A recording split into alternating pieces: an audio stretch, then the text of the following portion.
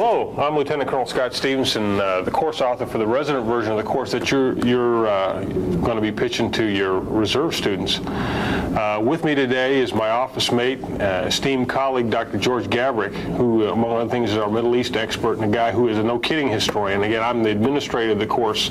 He gives us our little session today, a little academic credibility. What we want to do is set the stage for you for teaching the first class of MS 610. The most important class you're going to teach, at least for this course, one that will determine in large part the success or failure of the course. And I say that because you're going to walk into a classroom where there are three kind of people, my thought. There are people who believe in history and you've got them sold. They're going to be with you no matter what you do. There's another group of people who won't see any relevance in this, won't see any value in it, and I'm afraid there's not much you can do short of banging their heads against the desk. And there's the third group, and maybe the most important group, and those are the folks who come in with an open mind, not sure whether history is going to be relevant and important to them or not. And those are the guys you want to reach. If you can hook them in lesson one, get them interested, start to work on showing them the relevance of what you're going to talk about in this course, then you're a long way toward making your overall efforts in this course to be successful. So what we want to do today is talk about what you might use, the approaches you might use, the kind of topics you might cover, maybe talk a little bit about some background information that might be useful to you. George and I will do a little dialogue about the things we think are important. Each of us has a different approach, and that's one thing I want to encourage you is okay. Don't go away from here thinking, man, I've got to follow strictly what these guys have told me. We allow a lot of freedom to our instructors here in the department about how they pitch the course, and I encourage you to model what we say or adapt what you see here, adapt what you read in the course, adapt what you see in the instructor's notes, your own personal style, your own background, what you find interesting, and also what you're getting from the students about what they're interested in. There's going to be a constant feedback mechanism going on in the classroom between what you're giving to them, what they're receiving, and what they're interested in, and what you talk about. Again, this course is intended here at CGSC to be a graduate level seminar. A lot of free-ranging discussion, guys bringing in their own experience, guys trying to establish relevance between the issues of the past and what's going on in the current military today. So again, you're going to have to adapt this thing to what you see works in the classroom for you. I see, and I'll ask you to comment on this, George. I see four things you've got to cover in this first lesson. Number one, the administrative part. That's the painful, tedious, repetitious stuff. This is how the course is conducted. This is how the course is graded. This is what I'll expect you to do to prepare. All those kind of things. That has got to take place, and you really can't give it short shrift in the first lesson. The administrivia of this particular course. The second thing is talk to them about military history in general. Again, this goes back to what I was saying about putting a hook into them about, hey, why is this relevant? Why is this going to be useful to me? Third thing, and this is one of your learning objectives, is the relationship between military history, military theory, and military doctrine. The bulk of what they're going to get in your reserve school is going to be doctrine.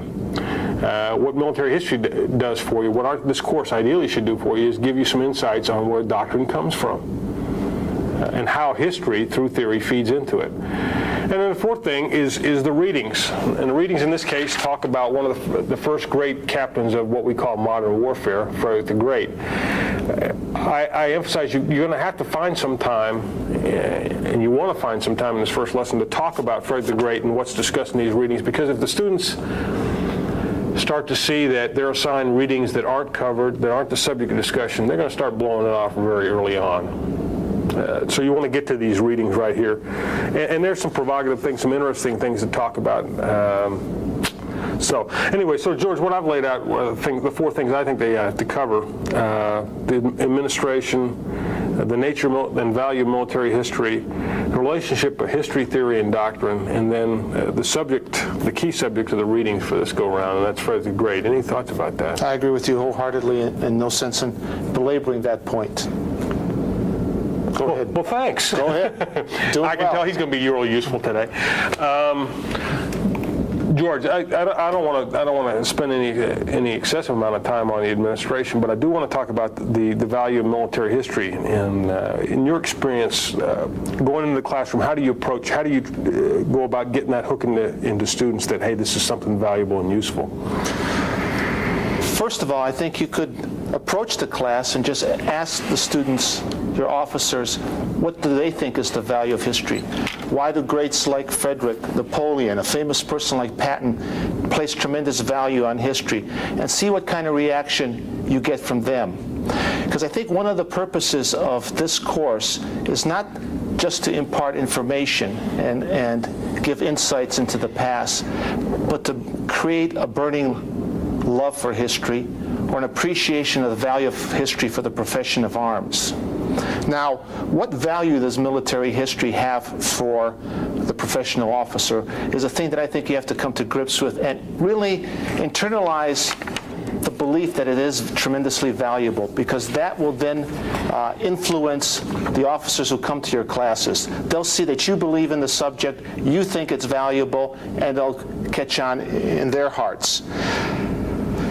If I was going to choose a profession out there in the real world that needs history, the military profession would certainly be near the top of the list, if not the first one. If you look at virtually every profession, people in that profession practice what they're supposed to do. Surgeons perform operations.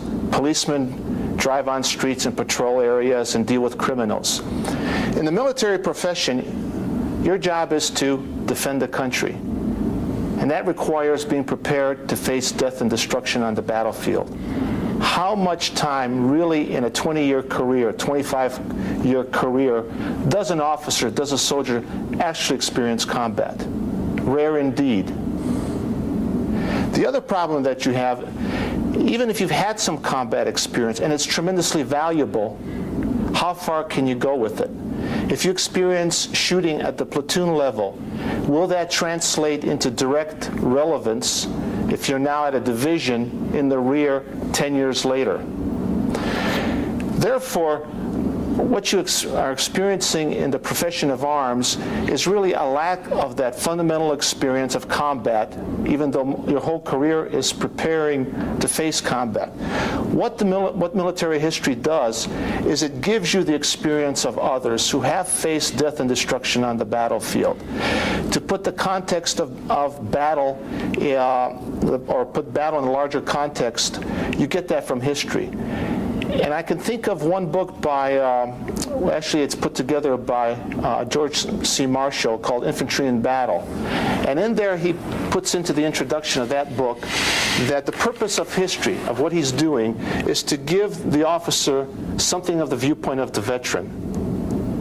So by studying military history, you're gaining from the combat experience of others, putting it into your being, putting it into your memory bank. So when you do go face combat, or you prepare for combat, you have the experiences of years before you, of the past, to draw upon to make you a better professional officer. Let me challenge you on that, George. In this lesson, we're going to talk about some armies getting together at some obscure places called Rosbach and Leuthen, and what are now Eastern Germany or Poland.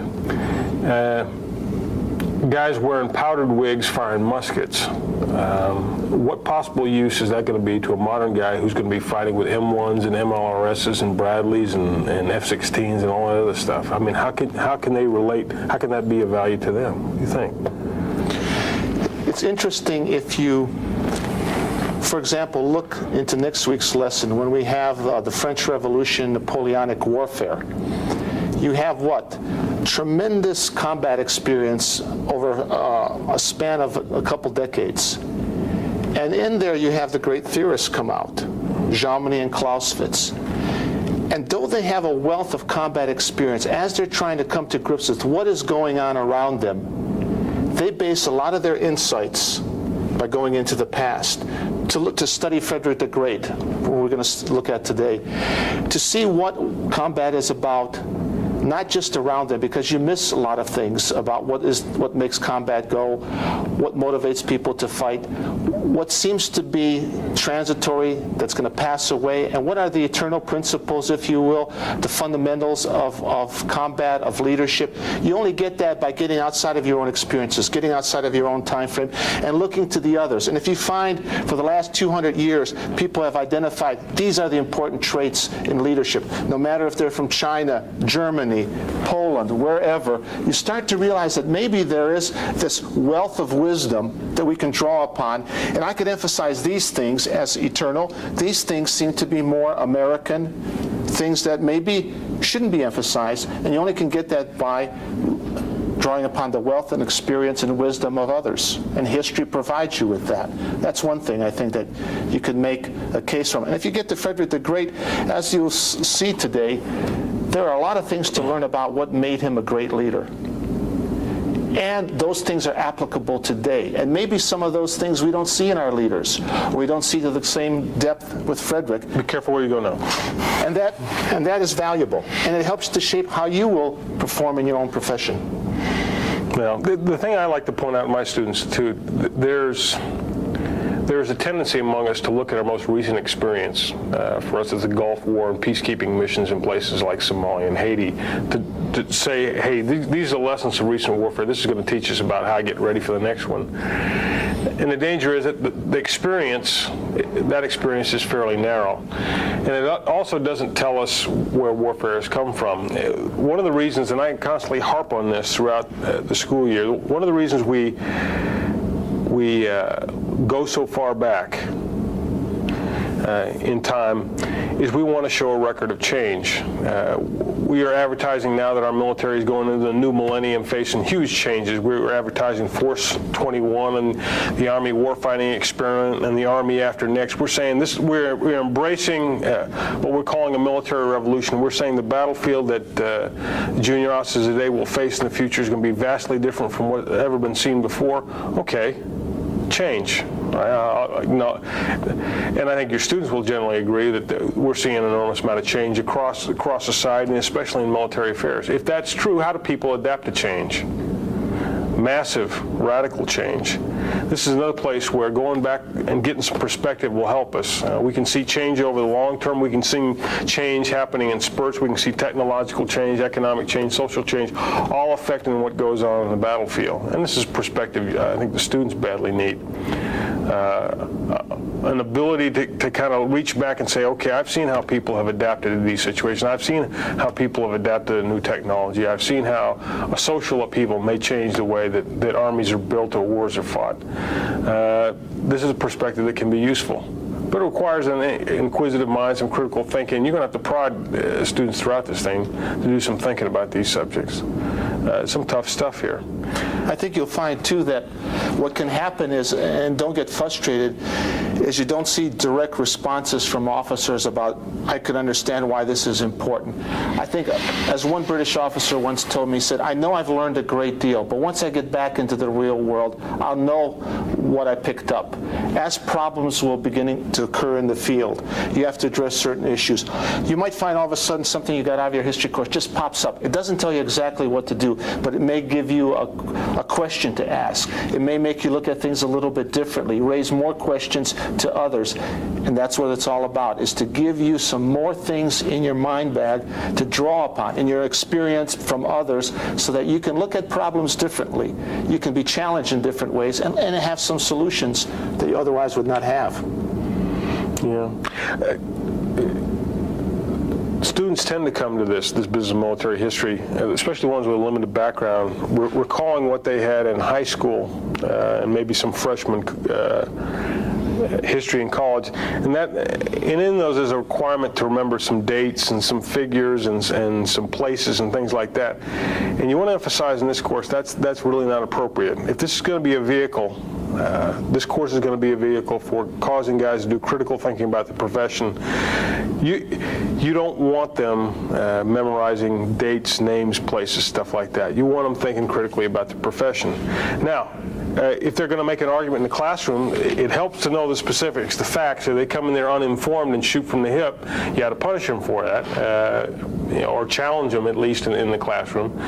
But again, the actual facts of history are not nearly as important as what you can learn from it, what you can use by thinking about it. And again, this is a challenge because history looks like this enormous mass of facts and occurrences. And if if I come to you and I say, okay, you tell me military history is going to be useful for me, I see a record of thousands of years, hundreds, thousands of battles, the records of thousands of commanders. How do I make sense of this? How do I make it useful for me? I mean, what tools, what vehicle do I use to make all this great mass of experience useful in a way that I can apply it given what I know? What do you think? Well, I was thinking, well, let me just say one thing before you get into He's that. evading my question. Yeah, because one of the thoughts, too, that hit me is if you look at the way this course is designed, you might want to think, well, sure, I can see value of learning from the past, but why don't we just focus on tactics, battles, campaigns, what leaders do? Well, I think it's important to realize that CGSC is teaching officers at a point in career where they need to just not think about military matters purely. But we're training officers, educating officers to think along political, economic, social, and not just military lines. And what we're seeing in this course is we're trying to see how the profession of arms changes in the way business is done on the battle, how the battle has changed, how armies have changed, how the context in which they fight has changed, how the strategic environment has changed. Those are the things that are all interrelated as you go up the ladder in a military hierarchy. Somewhere in a military career, if you're going to go to the rank of major, lieutenant colonel, you have to start looking along those lines. You're going to get that by just reading the paper today and talking about the interrelationship of military and non-military matters as they affect what's going on today. But in terms of how it affects the profession of arms and what wealth and experience you can learn from the past, we have to have a course like this that looks at the interrelationship of non-military and military matters as they change the profession, influencing how battles are fought, armies are organized, etc. Now, come back to that question I asked you. How do you make all this massive stuff useful? Well, I think there are analogies that can be made. If you look at the profession of arms, there are certain basic issues that have to be dealt with. And training, organization of an army, how you lead in battle, how you motivate. As you look at some of the material from the past, you raise questions, draw parallels to today, and see what similarities and differences there are.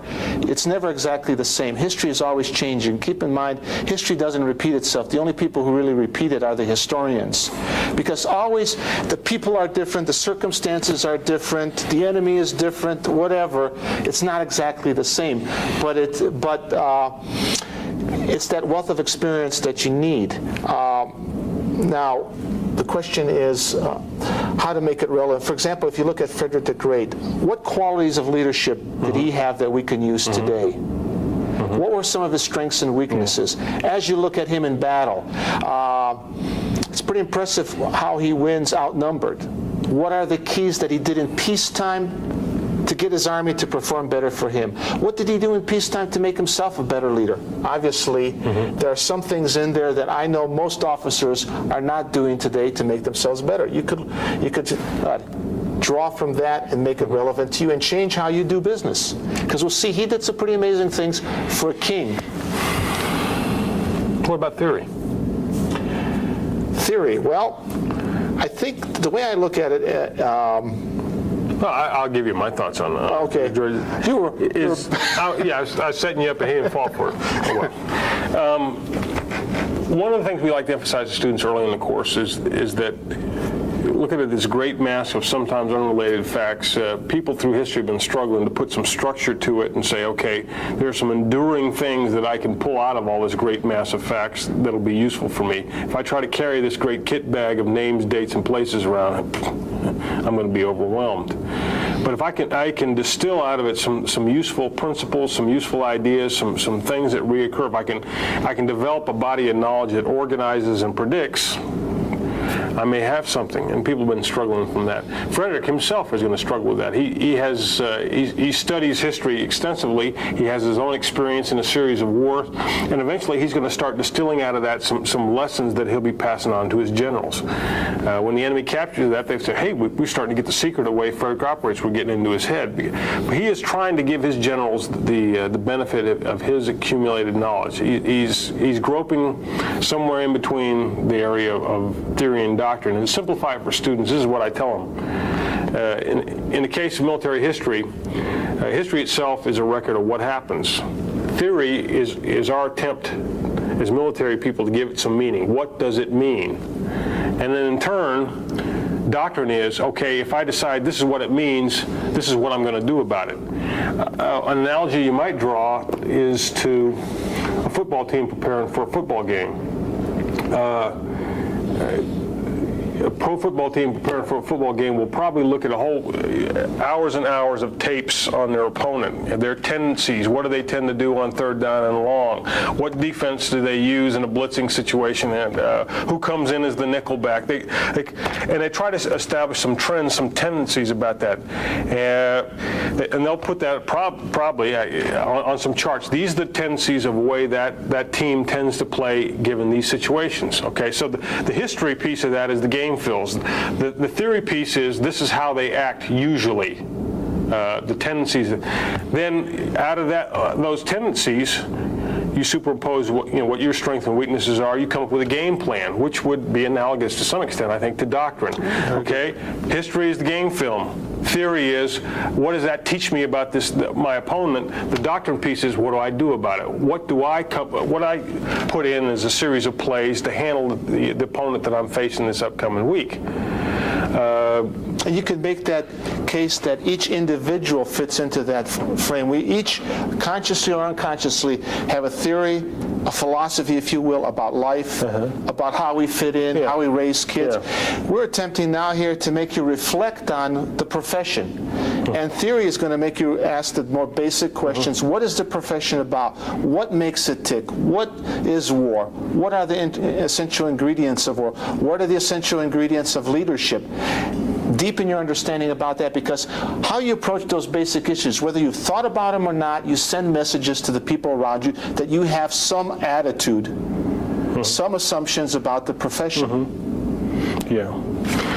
Yeah, theory is going to be a very important part of the course that we talk about, and we'll ask you within a few lessons to grapple with some of what we call the classical theorists, the guys who come out of the Napoleonic Revolution, Clausewitz and Jomini. These are the guys to this day still shape the way we think about military affairs, and you will find them either noted or plagiarized in our doctrine, our current 100-5, and the one that's coming out here in a matter of months.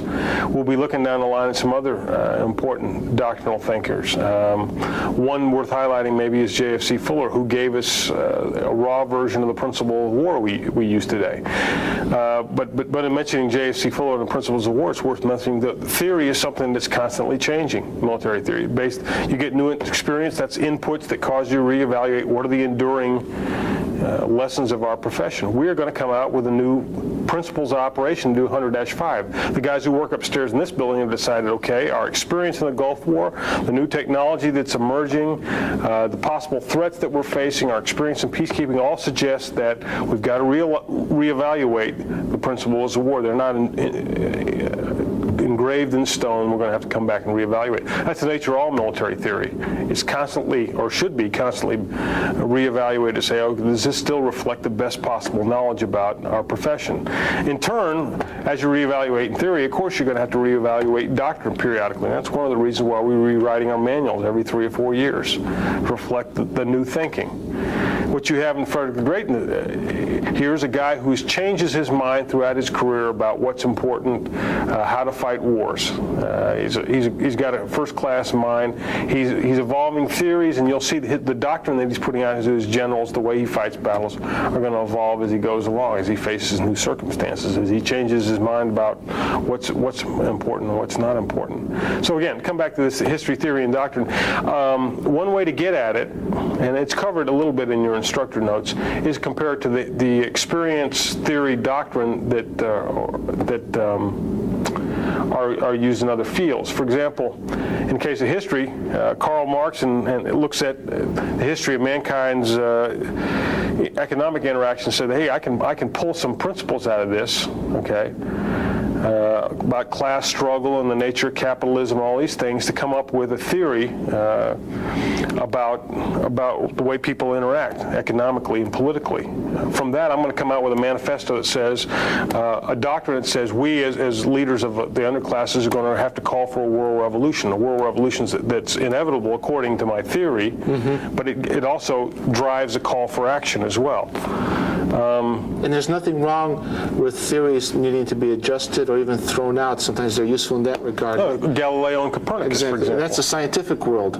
We have knowledge accumulating, theory comes to explain it, and after so many hundreds of years, we find that inadequate, and then comes a theory of relativity and it undoes it. Yeah. So there's nothing wrong with theories changing, being adjusted, or even thrown out. They serve their usefulness. Yeah.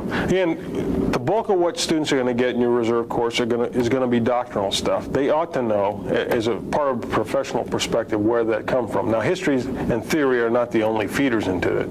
There are things like current threat assessment is going to feed the doctrine. The current political situation is going to reflect the doctrine. The lessons that are coming out of the combat training centers will have an impact on doctrine. Emerging technology will have an impact on doctrine. The simulations that we're increasingly using in the military are going to have an effect on doctrine.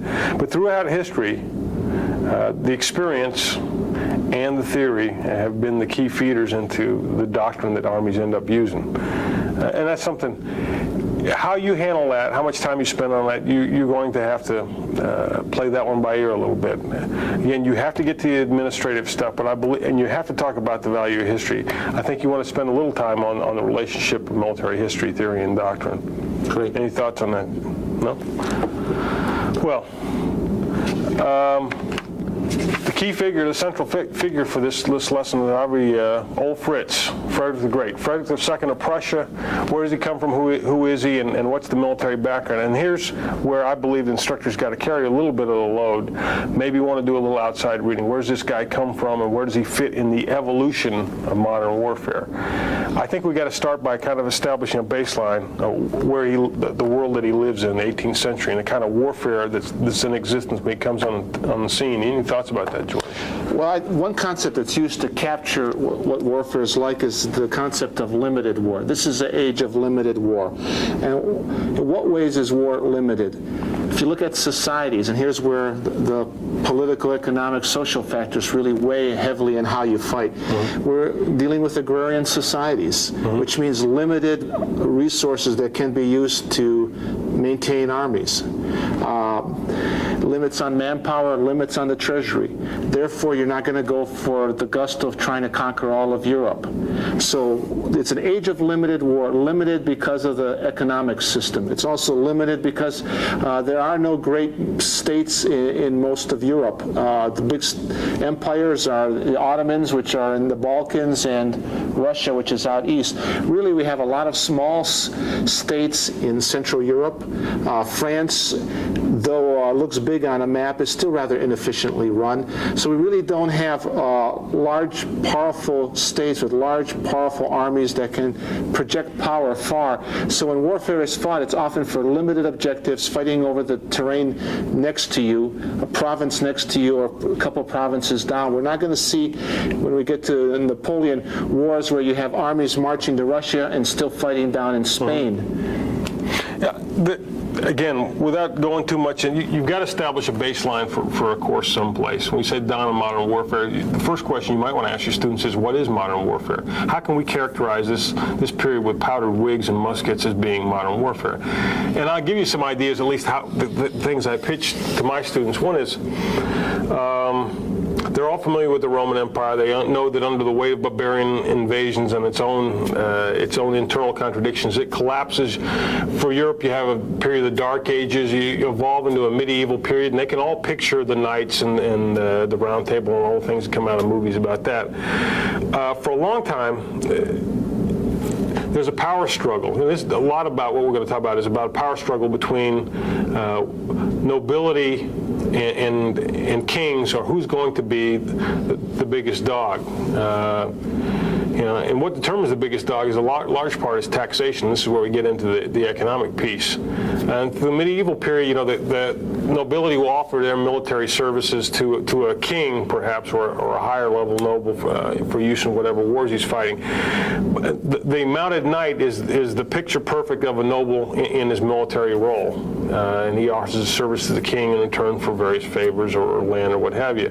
That system starts to break down in the 13th, 14th, 15th century with the appearance on the scene of infantry. For a long time, again, the noble cavalry is the king of the battlefield, but infantry comes along. Swiss pikemen are, again, the picture we normally associate with an infantry that now can be dominant on the battlefield. And so also the noble's position is challenged. And also at the same time, he's being challenged from below. He's also being challenged as above as kings start to gain a little more power. And in that power struggle for who's going to be the dominant political force, noble or king, and who's going to have the power to tax us, in most of the modern states that we know about today, the king's going to win. France is probably the best example of that, the one that appears as the big figure on the scene, the first that approaches what we call a nation state. In the last part of the 17th, first part of the 18th century, Louis XIV in France is able to put 400,000 men in the field to fight his various dynastic wars with England and other powers or Austria, other powers in Europe. 400,000 men out of a population of about 20-25 million. That is a staggering figure, and history hasn't seen numbers like that before. What makes it possible? Well, a couple of things. One is he's won his bet. There's been a series of religious and civil wars in France where the king has emerged triumphant. He's going to be the biggest dog. The nobility is going to be in second place. And they have to trade their powers of taxation for other perks, political power, rights to do local taxation, things like that. Along with that, Louis XIV is one of the first to have a system of bureaucrats. Now, it's real inefficient and it's real Byzantine compared to modern standards, but by standards of Europe at that time, it's a pretty efficient system. He has a system of intendant guys who go around and inspect his army to hold it to a higher standard. And the armies, which had up to that point been largely composed of mercenaries, and again, the Swiss pikeman comes out as the example there of the typical soldier of the mercenary period. Well, Louis XIV says, I can do better than that. I can keep a standing army in place, and I got enough money now through my power of taxation that I don't have to disband my armies in between wars. I can keep the army in place. I can feed them, I can pay them, I can keep them in uniforms, I can drill them, and drill is one of the key ideas that's going to come out of this period. Drill as a vehicle for building cohesion and discipline. I'm going to have a standing professional force, and that's going to be tremendously effective in the various wars I'm going to use. This is a new idea. Again, during the mercenary period, the idea was you raise the troops you need during wartime. Because they're expensive, you disband them as soon as the war's over. Well, what do these unemployed guys do? Well, they go around, ravage the countryside, burn, loot, pillage. That's sort of their stock and trade. That's one of the reasons that made the 30 Years' War so horrible, is these mercenary armies that really weren't under much control. They're only loosely affiliated with one side or another. And part of the limited war period that George talks about is a reaction to the horrors of the 30 Years' War, which decimated and devastated large parts of Central Europe. I think you could draw on our own experience in our history. Why are our founding fathers, a lot of them, against a standing army? Because a standing army needs taxes. Taxes are collected by the government. The government grows, the army grows, and pretty soon the power of the government grows at the expense of the state. This is what is happening in Europe. The kings and monarchs are moving, some of them at least, the more efficient they are, the more they're becoming absolute in terms of all-powerful, and they're able to maintain an army. So there are two important elements that emerged that are of a non-military, one's military, one's non-military, that bring about what we call modern warfare. One is a growing centralized state with power at the center, able to collect taxes, and then a standing army. Now, what does a standing army give you that you didn't have before? Well, as you get a standing army, it means you maintain it all year round. You've got to give it something to do in the off-season. In the off-season, you train it. As you're training it, pretty soon eventually standardization starts to come in. You're not just going to take mercenaries, or like we call upon the states. Each state has organized its militia a little bit differently. It's trained to a different level. You see that in National Guard today. So now you're able to standardize, raise the level of training. Pretty soon you start seeing schools emerge to train officers for combat. It raises the level of performance. And less do you rely on free agents, and more you rely on your own people. Not to mention the benefits of having a big army is now you can turn around and use them to coerce even more taxes out. That's right. That's right. It's a nice feedback loop is built in there. That's why the Founding Fathers were against a standing army, and because once it started, you can't stop it. That's right. The recruiters come around, they start billeting troops in your houses, and they start levying more taxes, and they start putting a squeeze on you, and who knows where it's going to end. You don't want them to nationalize your... Michael Howard has a nice little description of what has happened in these rise of standing professional armies responsive to a central political authority. He says you go in Europe from a period where armies are kind of wolf packs out of control to the point by Frederick's time he calls them well-trained hunting dogs, or maybe even some cases trained poodles. But the armies are now under control. They're responsive to political authority, and that, as much as anything, is why we think this lesson deserves to be called the beginning of modern warfare. To me, it's interesting because this happens in Europe. These trained, standing professional forces, and they allow Europe, by the end of this period, by the end of the 18th century, Europe goes from being a backwater of civilization to dominating a third of the world's landmass. And then when you superimpose all these standing professional armies that are able to go out and dominate parts of Asia, large parts of Africa, large parts of North America, and then when the Industrial Revolution comes along and gives them even more firepower and even better means of transportation and communication, they go out and dominate 2/3 of the world's landmass by the end of the 19th century. Something has gone on here, unique in Europe, that allows it to field the dominant military forces in history. And it's important stuff for us to know. Our military institutions, in a large part, come out of this period and come out of these first standing professional armies. We model a lot of what we do in our army after the British Army, which is very much a product of this period. It's worth thinking about. Why is it a handful of British soldiers are able to go out and dominate the entire Indian subcontinent, large parts of Africa, take over all of North America? It's what they've learned in the battlefields of Europe and places like fighting alongside Frederick the Great, for example. And George Washington is smart enough to go out and get some free agents to come over here and train his army. Well, indeed, von Steuben is a product of the Prussian system that we talk about in this Frederick lesson. The first drill master of the U.S. Army is a guy who has learned in this school here of the European way of war as it's established here in the 17th and 18th century. In a large part, too, the limited war piece you talk about is reaction to the horrors of what has gone on before. Hey, let's establish a war system where we limit the costs, limit the violence. This is, after all, intellectual terms, this is the age of reason.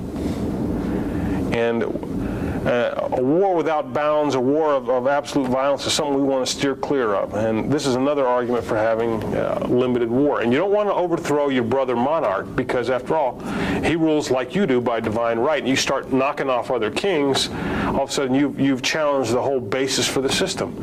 So the wars this period, and especially Frederick's wars, are a case in point, tend to be wars over a province here, a fortress here, a county here, but never about, I'm going to march in the guy's capital and plant my flag on his palace. It's not about that.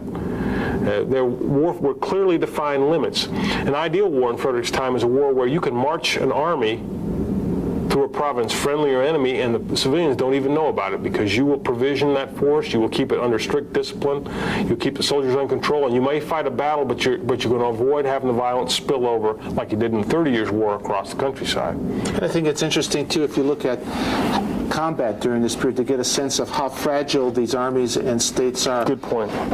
Sieges take time, and they're the standard kind of battle that you have. But a lot of the time in a siege is spent digging, getting ready to attack. But when you go to open battlefields, which are on the rarer side compared to sieges, or less of them, they're usually one-day affairs.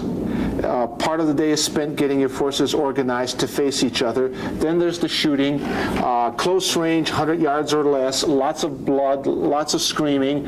And then how do you tell who won? Well, sometimes the only way you can tell is who's left on the battlefield to pick up the loot. One side is retreating, the other side's disorganized as well, except it's picking up the pieces. You don't have 2, 3, 4 day long battles, nothing like at Verdun where it goes on for months. You cannot really, it's very difficult to have pursuits because people are disorganized after battle. Everybody's tired. The expectation is to do the one battle, the winner gets to pick up the spoils, the one defeated withdraws, and then you fight to another day, but it takes time to heal. Yeah. Yeah, and it's not going to bring tremendous political results, that kind of battle. It's not going to change the and it takes, let's say, it takes 2 years to train a soldier to fight in the rigidly linear tactics of the time, the complex drill, what Frederick took the greatest pride in is how well drilled his army were. But it took 2 years to bring a guy up to his standards of drill, a guy who could fire 2 or 3 times a minute, maybe 40% faster than his enemy, and could deploy from column into line rapidly. It took years and years to prepare this guy. If you take him out on the battlefield and you get a bunch of them killed off, there is a huge investment down the drain quickly. And every time you go into battle with an enemy, you're throwing yourself open to chance. Something could go wrong. You could lose the battle. And this is to me, the attractiveness of the siege, especially under a master like Vauban, who's the #1 engineer of the period. If you put an enemy under siege, Vauban told you, if you tell me how big his walls are, how many cannon I have, how many guys I have digging, I can tell you down to the day when that fort will throw up a white flag. I can reduce it to a science. I can predict accurately when I will make the breach in the wall, the enemy will put the white flag up and he'll march out. Okay, because after all, this is civilized business. Students may recall that kind of stuff happened in The Last Mohicans, the most recent movie that talks about an 18th century style siege. Once the breach had been made in the fort, the British troops came out.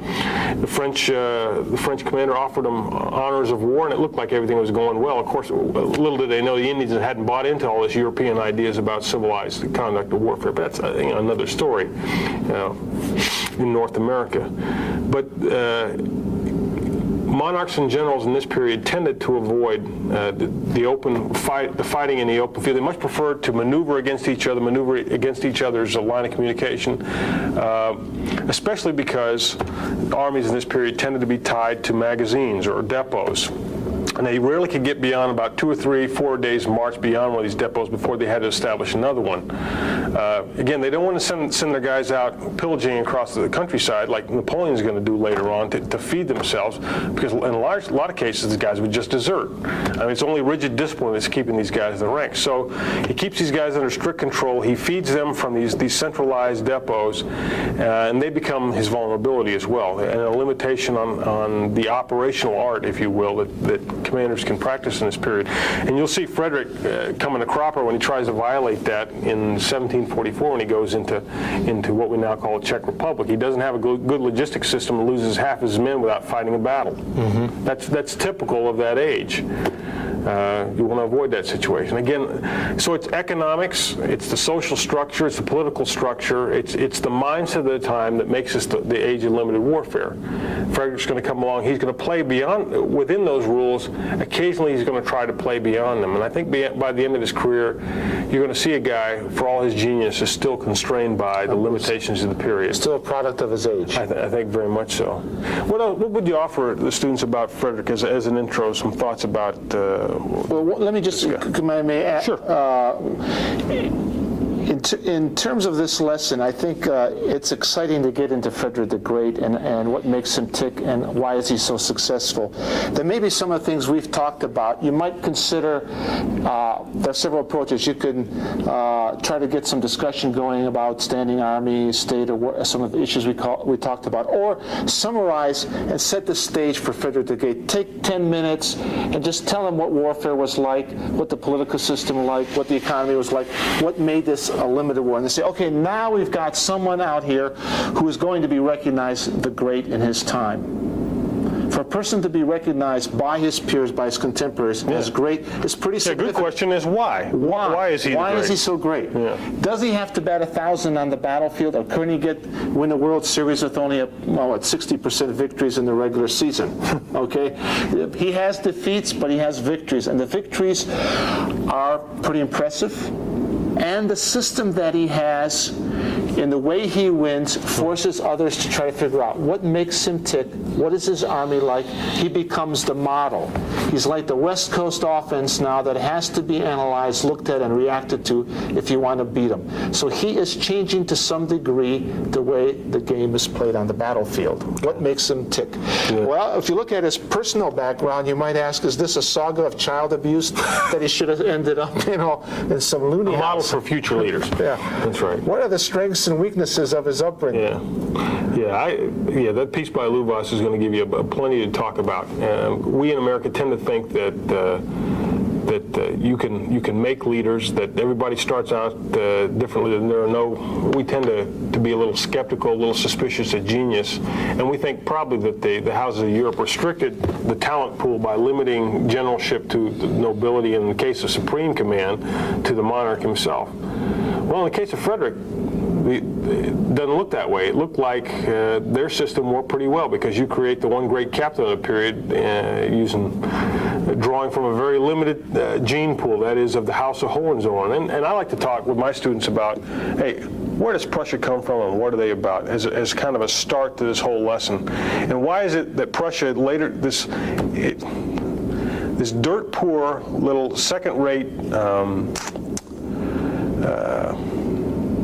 little country that is the doormat of Europe. I mean, it's a speed bump for armies during the 30 Years' War. Why does that arise a century later to become the dominant military system? And why does it rise later to lead all military innovation in the latter part of the 19th century? And why does it turn out to be such a formidable foe in the series of 2 world wars that we fight? Why are we constantly looking for them as a military example? I think that the point you make, too, which is interesting, we have in our course interview with a famous German general from World War II, and they ask him what made Germany so successful on the battlefield in World War II. He says he thinks it evolves out of a military culture going all the way back to Frederick the Great. So what is going on with Frederick the Great will be improved upon later in the 19th century with the emergence of the General Staff and Genius for war. Huh? Genius for war, and then again we'll see it in World War I and World War II. We're seeing the development of a military culture that is going to change the way war is conducted, and it goes back to Frederick the Great for this professionalization, and he does some things that are important. Well, you point out an interesting modern analogy.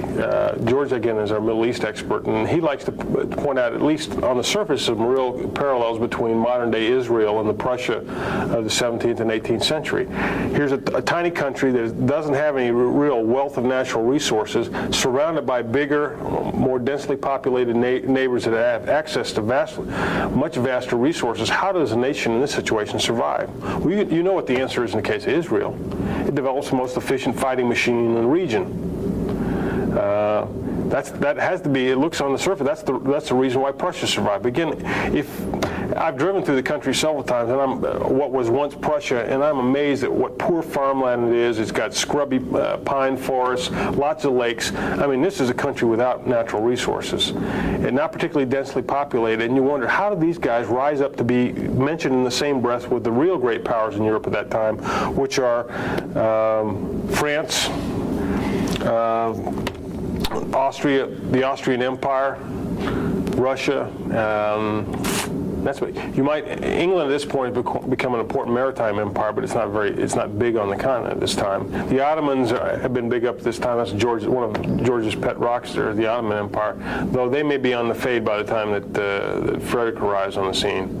I think the one thing, though, you do get from the reading that's going to be important is you get a sense that the father of Frederick the Great is serious about his business of running the state and making sure his son is prepared to run the state. Mm-hmm. And to run the state, he just cannot be a king sitting in Versailles and having parties. He has to be very knowledgeable in the art of war. He forces him to learn from tutors. That suggests what? He appreciates the place of the military in Prussian society. He leaves him with the fourth largest standing army in Europe, a good military machine. The best drilled, and the best organized, certainly. Yeah. Best organized. So he is going to force his son to learn from war veterans about combat. Not a nice school, not worrying about niceties like dancing and going to parties and reading philosophy books, but to learn from the veterans. And what does a veteran tell you? Hey, you could read all the manuals that you want. I'm going to tell you what it's like out there in the field. That's what he's getting. Direct combat experiences of people who have fought, and that helps to shape his font of knowledge. Combat experience of others, and his father does that. And I think that's an important element to help him later on. But it's not enough, because what? He wants to read. He reads, studies eventually military history, and he forces his officers to study history. Remember that one book, Memoirs, that deals with the nature of warfare, really. It's almost like you get a sense, not just a memoir, but a theory of warfare. What makes leadership? How do you get an army ready for battle? What is battle? So he's looking to something that is very useful for his officer corps, and it has a little bit of the theory in it, and he is going to make sure that his officers underneath them get a good military education like he got, so that they could be more competent. And I think he's ahead of his time in the seriousness he places on military education, the care he takes. It would be sort of like Reimer coming down to a school and saying, if education is important, I'm personally going to get involved, hand out degrees, look at the professional reading list, and make sure people are reading it. And I have read it to start out with, so I know it's good. That's an important model, I think, for senior leaders to see in a guy like a king who has to lead in battle. Frederick, in this case, is going to be different from a lot of monarchs, in that he's a tactical commander, and his armies sometimes get whittled down to, 13,000 on a battlefield, which is much less than a division today. So we're not talking about a monarch who's at the senior level leadership of multi-corps over a huge front. He's really a tactical commander as well. Sees the battle as it unfolds and makes decisions during it. So that would make him useful to look at for people who are tactically oriented. And for all this education, though, how does he do in his first experience on the battlefield as an independent commander? Not too good. He gets ridden off the battlefield. Unfortunately, the steady Prussian infantry, the pride of his father, is what saves the day, while Frederick is miles down the road, having been told to leave the battlefield, avoid the fiasco. Frederick's going to have to learn from the school of hard knocks, too. And how does he approach the learning, I think, to me, is kind of useful. How many times do we read memoirs of officers who have fought in battles, and it's hard to find mistakes that I have made? There's a tendency to explain away my mistakes. Frederick, if you read in that article, says, look at this guy Traun. In 1744, he gave me a hard time. I made mistakes, is basically what he's saying. Not only is he admitting to mistakes like someone does in Barbara Walters, an actor says, well, I'm vulnerable, but look at this other actor, he did really well. That's hard for a person to say. He's saying, look at this general, he gave me a hard time. Learn from him, not from me. And that, I think, is an important thing about any army. It's so easy to, sanitize the mistakes that you make, not embrace them, sugarcoat them. And that's, I think, an important lesson we can learn today. It can be done. That's well said. That's well said. Yeah, and for all his genius, though, I like to point out my students, he runs into an opponent that's going to give him fits. He comes to power and he wants to expand this little country he has. He wants to expand the tax base. He wants to get a little glory for himself on the battlefield, wants to make the title of King of Prussia mean something in the courts of Europe. And he sees that, hey, this teenage female has just arisen to the throne of Austria-Hungary, Maria Theresa. While they're in confusion being run by this weak female, I'm going to grab a province from them. Silesia. It's a rich province. It'll add lots to my tax base, my economic stability, give me all these hard-working peasants that will be useful for me in building up my economic strength. So he goes there and tries to snatch it in 1740. as I tell my students, that you got to be careful which women you anger. He was not a 90s kind of a guy, and the results that he has to spend the next quarter century defending his ill-gotten gains in Silesia. He fights a series of wars against a woman who turns out to be a very capable administrator, a woman who inspires her subjects, and a woman who sponsors reforms in her army. And again, there's the you'll see this all through history. One military system will rise up, competitors will rise to meet it. War is some people say, the most imitative human act. And Frederick will be constantly facing new threats as his competitors start to get better. They start to learn from him in turn. And this sort of sets the stage for the two battles that you'll talk about in this lesson, Rosbach and Leuthen. During the 7 Years' War, Frederick faces arguably all the great land powers in Europe gang up on him.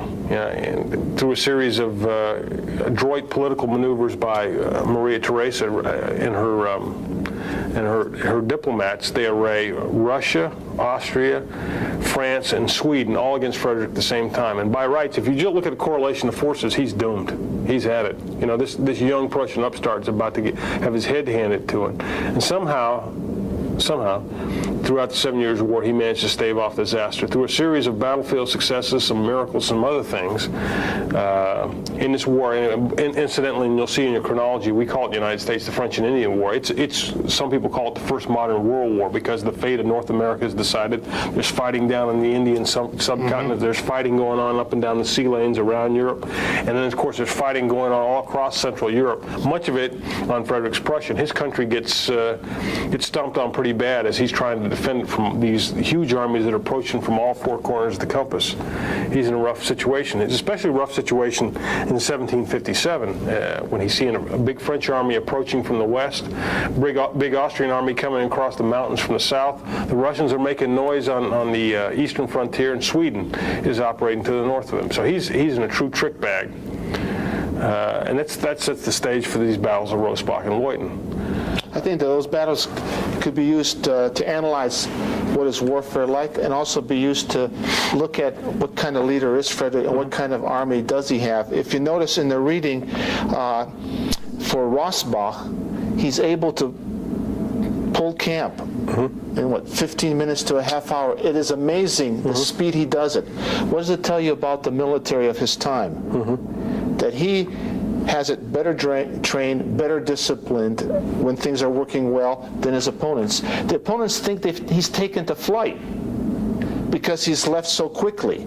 And he leaves it kind of a little bit of a mess to give the feeling of he's in flight. So all of a sudden, there's the pursuit. Chase him. Let's go after him. And the army strings itself out too long, and it's going to be vulnerable to attack.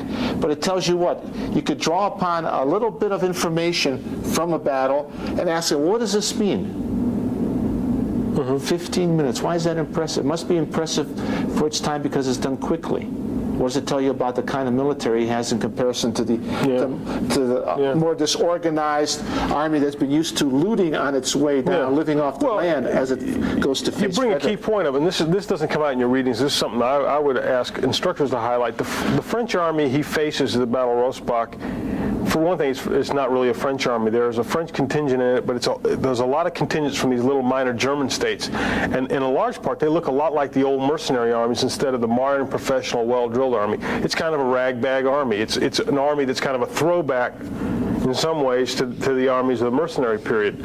So what you see with Frederick's army is an army at the peak of its efficiency, a thoroughly modern army, well-drilled, well-disciplined, well-organized, and superb subordinate leaders like Frederick Seydlitz and his brother there at the battlefield. And then you see this ragbag collection, motley collection. They're described as appearing on the battlefield with loaves of bread stuck on their bayonet, and the French officers have their lady friends in tow as they appear, and they're well perfumed, both men and women at this time as they appear on the battlefield. It is hardly a professional army the way we see it today. And the result, in large part, is a rout.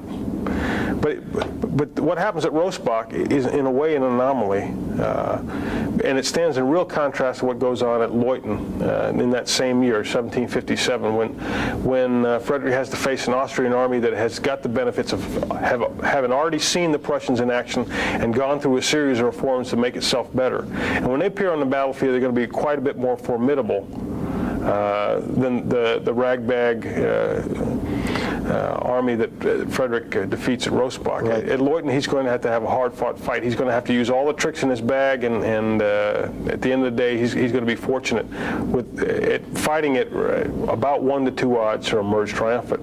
In large part, it's his genius, his battlefield skill, his ability, his intuition about where to put troops and when to commit them. At the same time, I think it's a real testimony to the steadiness of Prussian infantry, that the kind of steadiness of Prussian infantry that he inherits from his father. He owes a lot to his father when it comes to the victories of this period. Any thoughts about that? Yeah, and I mean, you can make a comparison because you mentioned my interest with Israel. How can you win on the battlefield against your opponents? And Frederick's rifles aren't the best rifles compared to the opponents that he has. He has one thing working for him. He takes great care in training his troops. At one point, I can't remember the year, he has the Spandau maneuvers. He puts 44,000 people in NTC training, 2 sides marching on the battlefield. His neighbors thinks he's going to war. So they start mobilizing their forces, and they discover, no, it's just a training exercise, and they laugh at him. They ridicule him like he's playing with he's looking at his soldiers as toy soldiers, and he's just marching them. Because when he was little, remember, he marched around little kids as a captain. His dad set him up that way. He takes time to train his soldiers.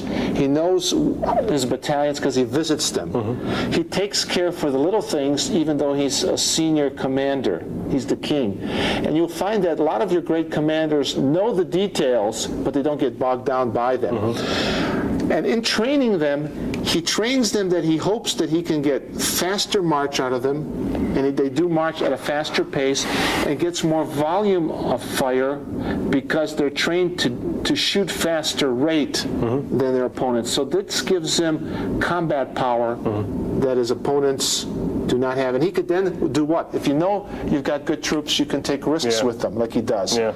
And he's good at flank attacks, marching to the flank to get his opponent rather than a frontal assault, which tended to be more the rule. Yeah.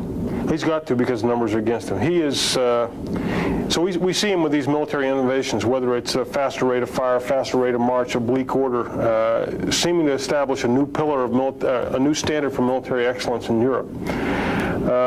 But at the end of the 7 Years' War, he finds that he can't keep on fighting these battles. We said that generals avoided battles during this period, and then we give you an example of a guy who goes out and looks for battle during wintertime when battles are normally not fought. So you got to, does Frederick fit into this period, or does he try to transcend it? That's a question you might ask. At the end, I think, with these being besieged at all sides, he's forced to fight into the box described by 18th century warfare. He may be the best general of the period, but again, he has to work within the limitations of the period. It's going to take a different kind of genius to go beyond the box in this case, to transcend the limitations of the period and bring on a new revolution in military affairs. And that's what we'll talk about when we get to a discussion of Napoleon in future lessons.